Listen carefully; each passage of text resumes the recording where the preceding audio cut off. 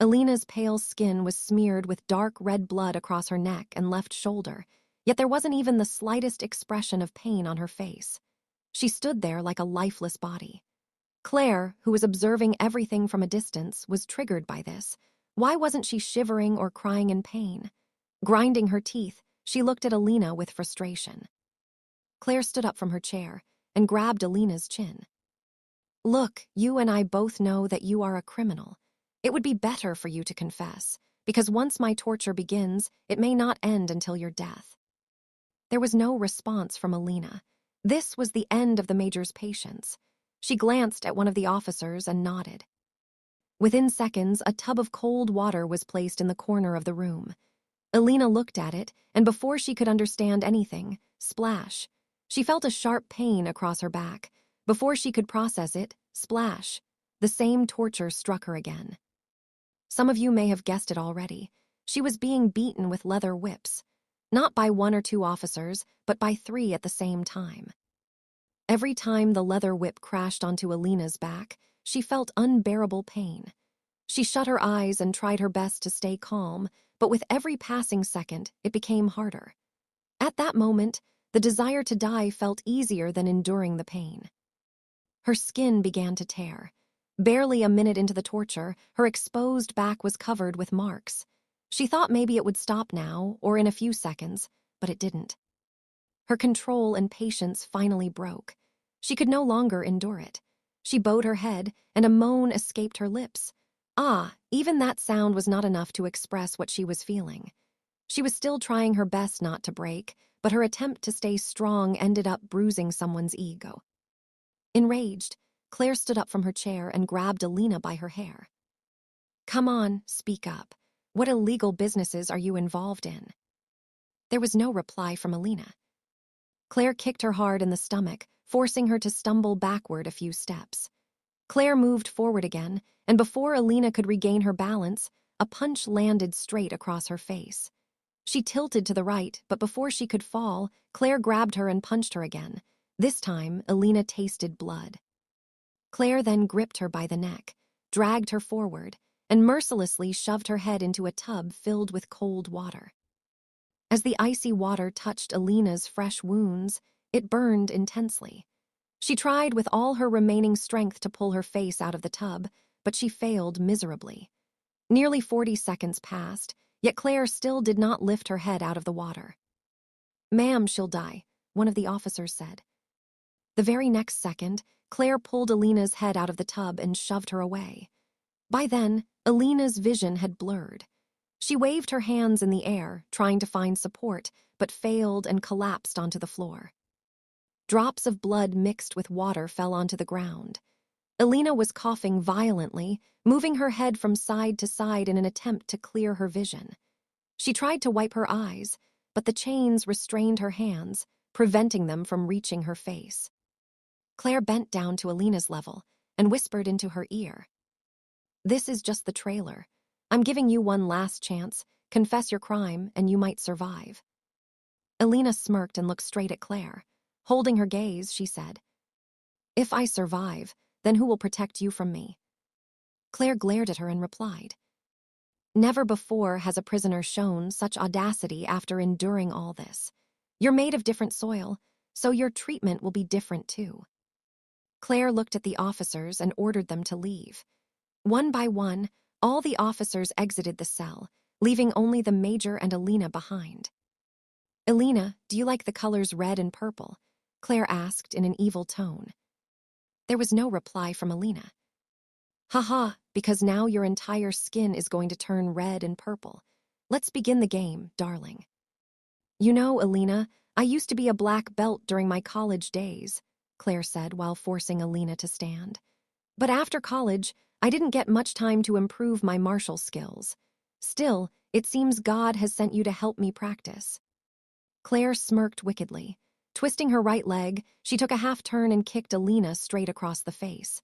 The kick was so powerful that Elena went completely numb. She heard a chun sound echo in her ears, caused by the impact of the kick. Helplessly losing her balance, she collapsed straight onto the floor. "Tusk, Tusk," Claire mocked. You know, the practice dummies I used to train on in school never fell like this. You're very weak.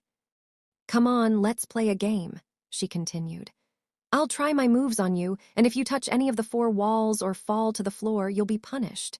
Try to keep your balance, baby, Claire said, while Elena stared at her with weak, helpless eyes.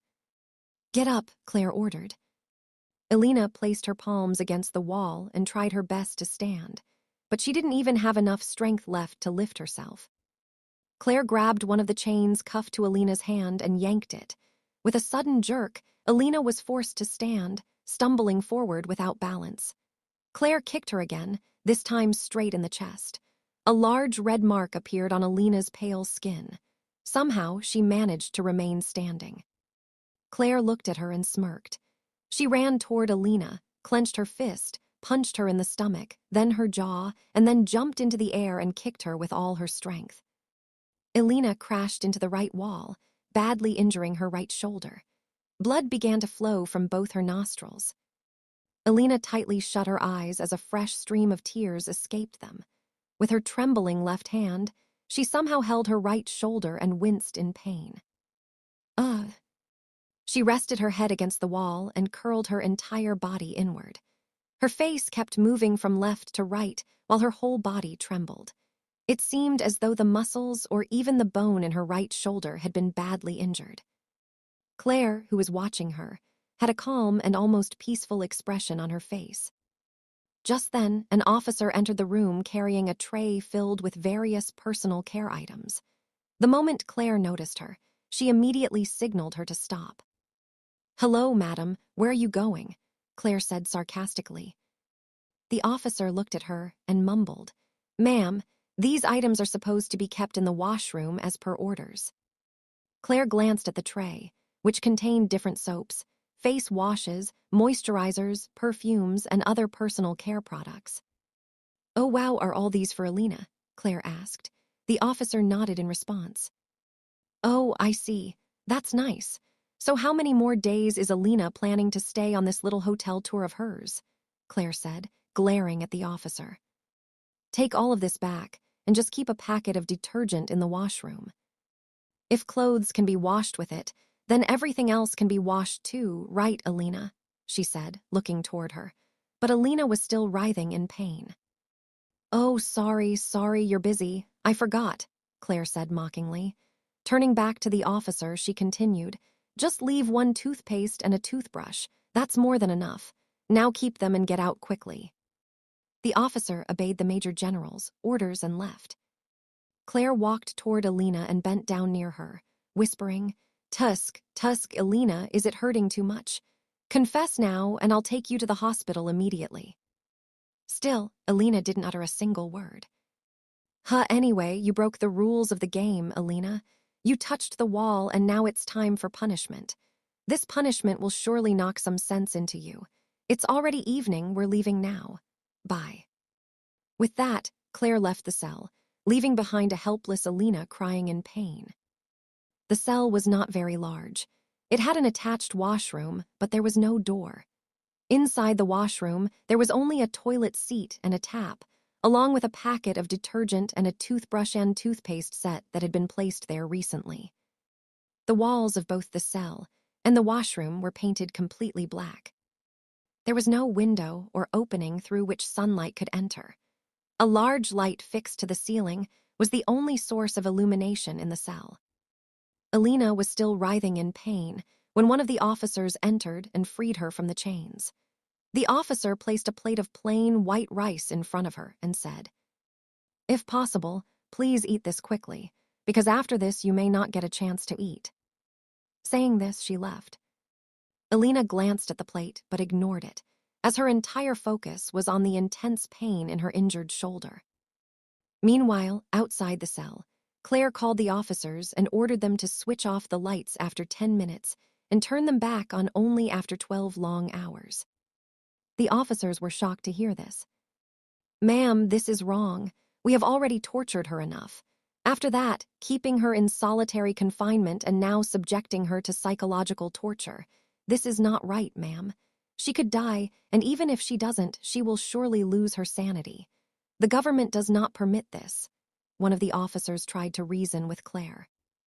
But it seemed like a complete waste of time. What mercy should I show her? You tell me, Claire snapped. She's a bloody terrorist and a criminal. Her hands are involved in everything, from women trafficking to terrorist attacks to ruining the arts industry. She has taken the lives of countless innocent people.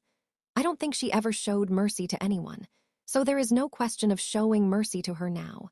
And if anyone cares so much, then go and lock yourself inside with her, Claire concluded angrily. But ma'am, we still don't have any proof. Before the officer could finish, Claire cut him off. Do exactly as I say, or place your resignation letter on my table. In some minutes, the light inside the cell was turned off. There was not even a single source of light present inside Elena's cell. The complete cell was pitch dark with an half-dead Elena laying on the floor.